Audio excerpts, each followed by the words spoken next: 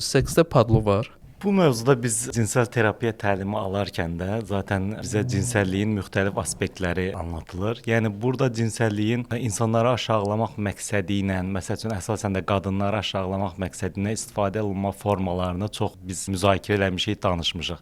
Nədir bu? Məsəl üçün bir qadını aşağılamaq üçün onun çoxlu cinsi partnyorunun olmasını ona bir aşağılıq kimi görmək və yaxud da ki bir qadını cinsel bir tacizdə, təcavüzdə bulunaraq onu aşağılamaq kimi bir şey və yaxud da ki bir qadına edilən bir cinsel davranış, hansı ki onun xoşuna gələ bilər, kişi bunu üstünlük olaraq görməsi, bunlar kişi psixologiyasında mövcuddur. Ona görə də kişilər bu mövzuda danışdıqlarından fərqli bir cinsel həyat yaşayırlar. Yəni ki, o padlo mövzusu, yaraşar, yaraşmaz mövzusu kişilərin öz aralarında danışarkən etdikləri söhbətlərdə cinsel əlaqədə o şəkildə olmur. Cinsel əlaqə elə bir şeydir ki, insanların fantaziyası orada ortaya çıxır.